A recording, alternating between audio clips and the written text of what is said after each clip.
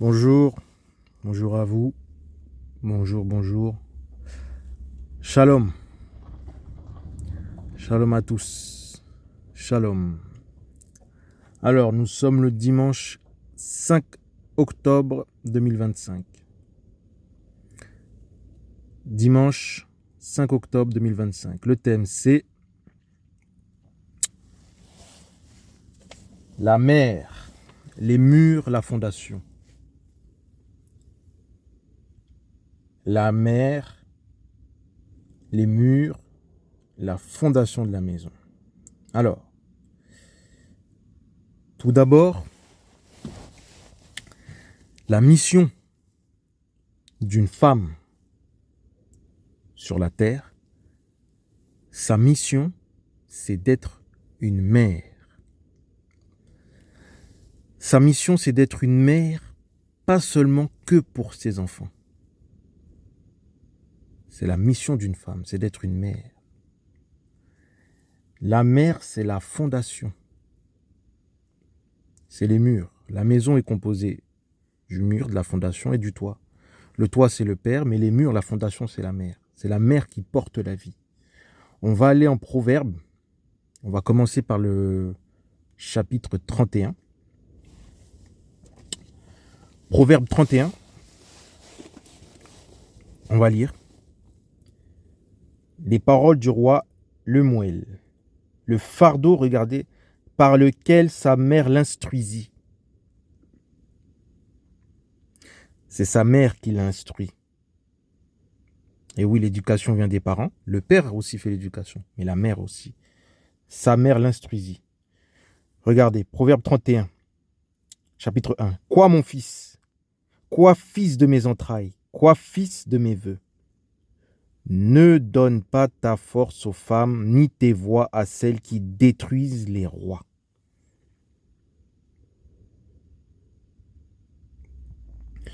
Ne donne pas ta force aux femmes, ni tes voix à celles qui détruisent les rois. On continue. Ce n'est pas au roi Lemuel, ce n'est pas au roi de boire du vin, ni au prince des boissons fortes. Là, ici, il est question des rapports. Voilà. Il cite de peur qu'en buvant, il n'oublie les décrets et n'atterre la cause de tous les fils de l'affliction.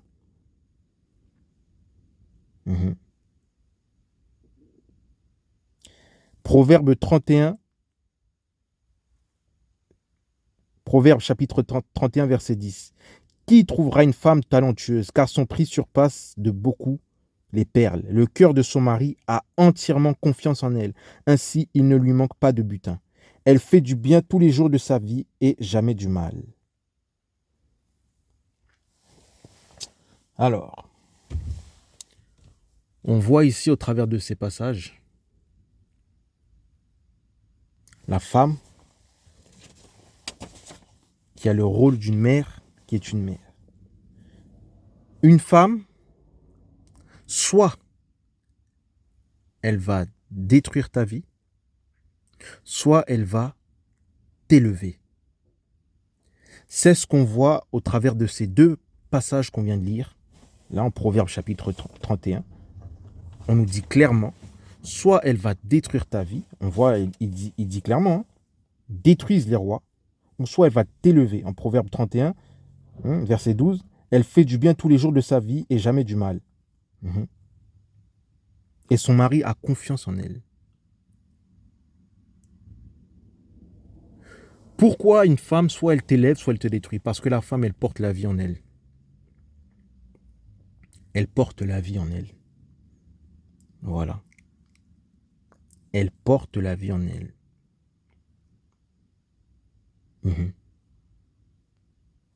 C'est ce qu'il faut comprendre. La femme que tu vas prendre, que tu vas épouser, frère, un homme se marie avec une femme se marie avec un homme. Voilà. La femme que tu vas prendre dans ta vie, soit elle va t'élever, soit elle va te détruire. Il n'y a pas de juste milieu. Parce qu'elle porte la vie en elle. On va prendre un autre passage. On va aller en Juge 14, verset 1. Juge 14, verset 1. Donc c'est ce qu'il faut comprendre. La mer, c'est la fondation. C'est les murs. Le toit, qui représente l'homme, la maison. Donc on a les murs, la fondation, la mer, le toit, c'est les hommes. Le toit n'est rien, n'a pas d'objectif, n'a pas de but, n'a pas d'utilité s'il n'est pas sur les murs, sur la maison, sur les murs, sur la fondation de la maison. Tout comme la maison, les murs, la fondation, a besoin d'un toit pour se protéger. Pour rentrer dans ton appel, mon frère, il te faut une femme. Tout comme la femme a besoin de l'homme. C'est comme ça, c'est les règles de Dieu, c'est la nature. C'est Dieu qui a fait comme ça. Voilà. C'est lui qui décide. On va aller en Juge. On va voir en fait. On va prendre le livre de Juge. Alors. Juge 14. Juge 14. Samson. Juge 14, on va prendre Juge 14, verset... Allez, on va commencer Juge 14, verset 1. On va prendre plusieurs passages. Samson descendit à Tima. Et il vit une femme d'entre les filles des Philistins. Ok. Et lorsqu'il fut monté, il déclara à son père et sa mère en disant, j'ai vu une femme à Tima d'entre les filles des Philistins. Prenez-la maintenant afin qu'elle soit ma femme. C'est le Seigneur Yeshua Mashiach, le Maître, le Père, qui va nous donner, qui nous donne notre conjoint ou notre conjointe. Si on est un homme, c'est lui qui va nous donner une femme. Si on est une femme, c'est lui qui va nous donner un homme. Il va nous donner quelqu'un qui nous correspond. Nous, en tant qu'hommes, on choisit selon nos désirs, selon nos besoins. Ensuite, on finit par échouer. Cela ne vient pas de Dieu. Le mariage et le premier ministère, c'est une institution de Dieu. C'est ce qu'il faut comprendre. C'est la volonté permissive. Dieu nous laisse faire. Mais ce n'est pas son choix. Là, on voit clairement que Samson, il a choisi une femme. Dieu ne lui a pas dit de prendre cette femme. Cela n'était pas un ordre du Seigneur Yeshua Mashiach. C'est son choix personnel. Et d'après son choix, on va voir ce qui va lui arriver. On continue. Juge 16, verset 1.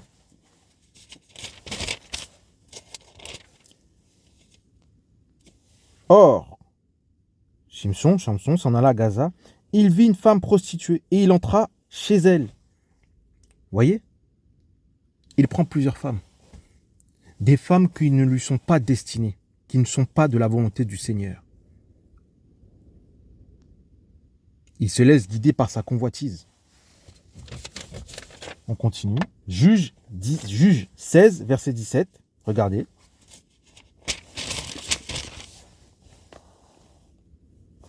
Alors, il lui ouvrit tout son cœur et lui dit, le rasoir n'est jamais passé sur ma tête, car je suis nazaréen, d'Élohim dès le ventre de ma mère. Si j'étais rasé, ma force partirait, je deviendrais faible et je serais comme tout être humain. Délila, voyant qu'il lui avait dévoilé son cœur, envoya appeler les seigneurs des Philistins et lui fit dire, montez cette fois-ci, car il m'a dévoilé tout son cœur. Les seigneurs des Philistins montèrent vers elle et apportèrent de l'argent dans leurs mains. Oui, l'argent. L'argent. L'argent. Et qu'est-ce qui va lui arriver?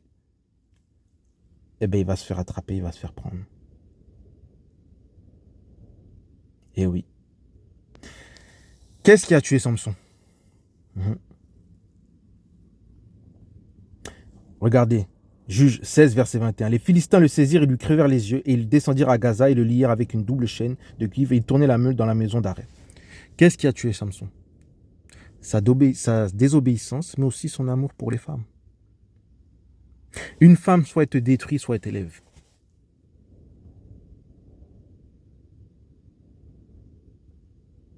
Il a désobéi, il a pris une femme qui ne lui était pas destinée.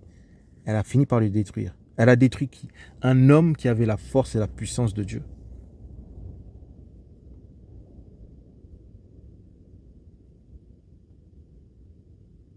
La femme, c'est les murs, c'est la fondation, c'est la mer. C'est la mère pour rentrer dans l'appel. Regardez, on va aller en Genèse. Genèse. Genèse. Genèse. Regardez. Genèse.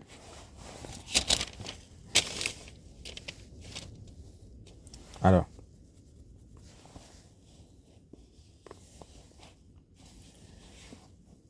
Regardez. Genèse 2, on va commencer au chapitre 2. Regardez.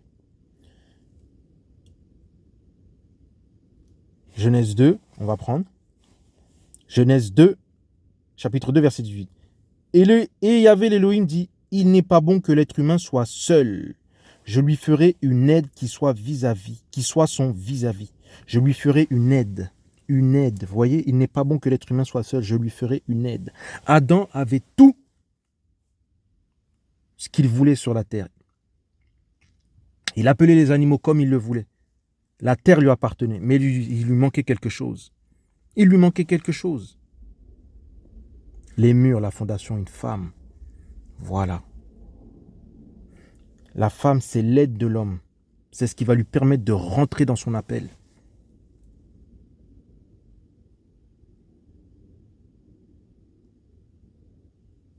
C'est ça le rôle.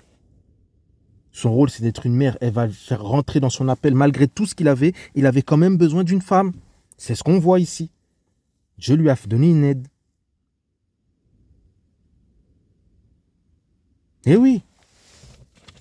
Eh oui. Eh oui. Quoi qu'il arrive, il faut que tu aies une femme pour accomplir ce que tu dois faire. On va aller en Esther. Regardez. On va prendre le livre de Esther. Esther.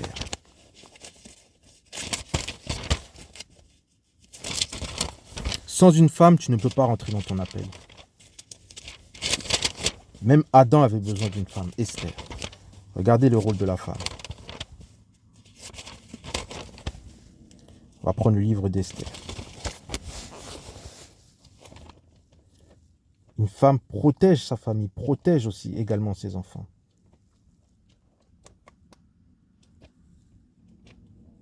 Esther. Dieu utilise bien les hommes comme les femmes. On peut le voir. Esther. Allez, on va prendre le livre d'Esther. On va aller en Esther, chapitre 5, versets 1 à 5.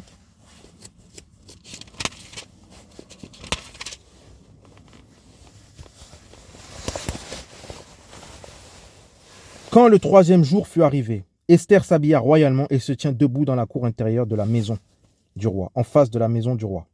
Le roi étant assis sur le trône de son royaume dans le palais royal vis-à-vis de la porte du palais. Et il arriva, dès que le roi vit Esther, la reine, se tenant debout dans la cour, qu'elle porta grâce à ses yeux, le roi tendit à Esther le sceptre d'or qu'il avait en main. Esther s'approcha et toucha l'extrémité du sceptre.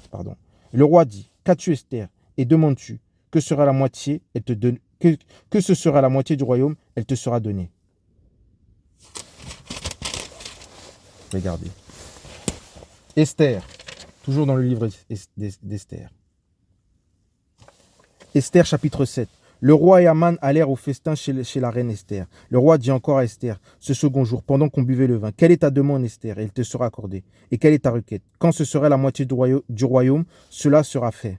Alors la reine Esther répondit, si j'ai trouvé grâce à tes yeux, roi, si le roi le trouve bon, que mon âme me soit donnée à ma demande et que mon peuple à ma requête. Car nous avons été vendus, mon peuple et moi, pour être détruits et tués et exterminés. Si nous avions été vendus pour être esclaves et serviteurs, j'aurais gardé le silence, bien que l'oppresseur ne saurait compenser le dommage que le roi en recevrait. Aman voulait exterminer les Juifs, mais la reine Esther, comme une mère, va protéger son peuple. Va protéger son peuple. C'est grâce à Esther que le peuple n'a pas été exterminé. C'est ça le rôle de la femme, c'est d'être une mère, de protéger sa famille, ses enfants. D'ailleurs, les enfants, avec tout ce qui se passe, si vous avez des enfants, faites très attention. Ah oui, si vous avez des enfants, faites très attention, protégez-les. Il se passe beaucoup de choses. Les enfants subissent beaucoup de mauvaises choses dans ce monde. Faites très attention. Et bien qu'on n'en parle pas, c'est terrible ce qu'ils subissent. Le trafic d'enfants, la méchanceté qu'ils subissent. Et oui, mais ça, on en reviendra plus tard. Protégez vos enfants.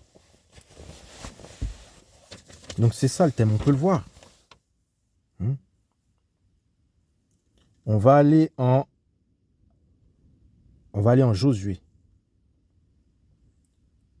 Josué, on va prendre le livre de Josué. Josué, 2, versets 1 à 6.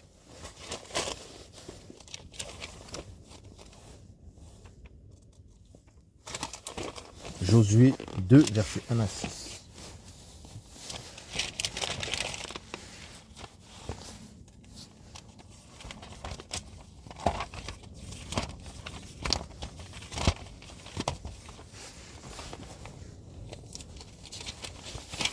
Alors.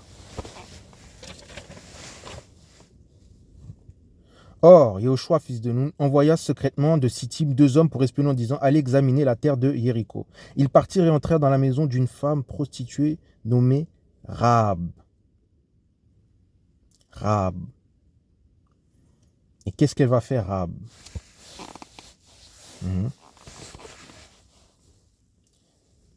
Josué 2. Alors Josué 1, alors on va descendre plus bas.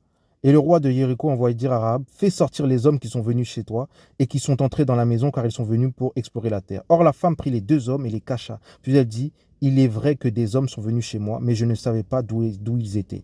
Elle les a protégés. Pourquoi est-ce qu'elle a fait ça? Pour protéger sa famille. Pour protéger sa famille en retour.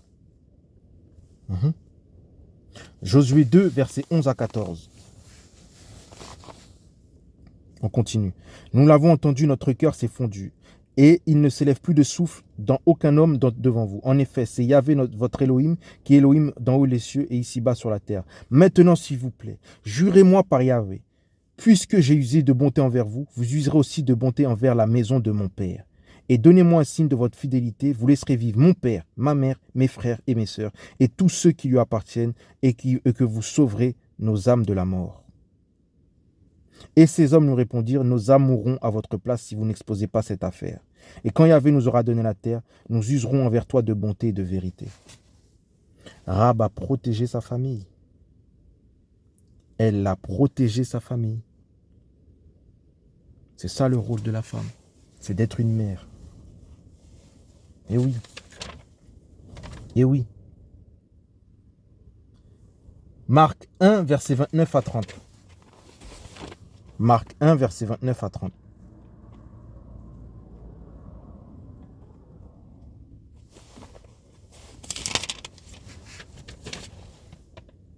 Marc 1, verset 29 à 30.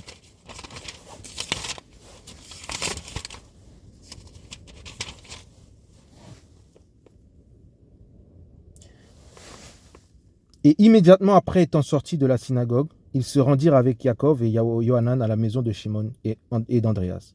Or, regardez, la belle-mère de Shimon, en fait Simon-Pierre, était couchée ayant la fièvre, et au moment même, on lui parla d'elle. Voyez, les disciples que le Seigneur qui ont marché avec lui, Simon-Pierre notamment, eh bien, ils avaient des femmes. Certains avaient des épouses. On voit que Simon-Pierre, il avait une femme. Parce qu'il a une belle-mère. Seule façon d'avoir une belle-mère, c'est d'avoir une épouse. Et pourquoi Simon-Pierre, durant son passage sur terre, a réussi sa mission? Il est arrivé au bout. Parce qu'il avait une femme. Mais parce qu'on peut voir qu'il avait une bonne femme. Mais oui. C'est grâce à sa femme qu'il a réussi sa mission. La femme, soit elle te détruit, soit elle t'élève. C'est ce qu'il faut comprendre. Le disciple, Simon-Pierre, avait une épouse. Et oui. Donc c'est ça le thème. Il faut revoir, il faut reprendre la parole du Seigneur.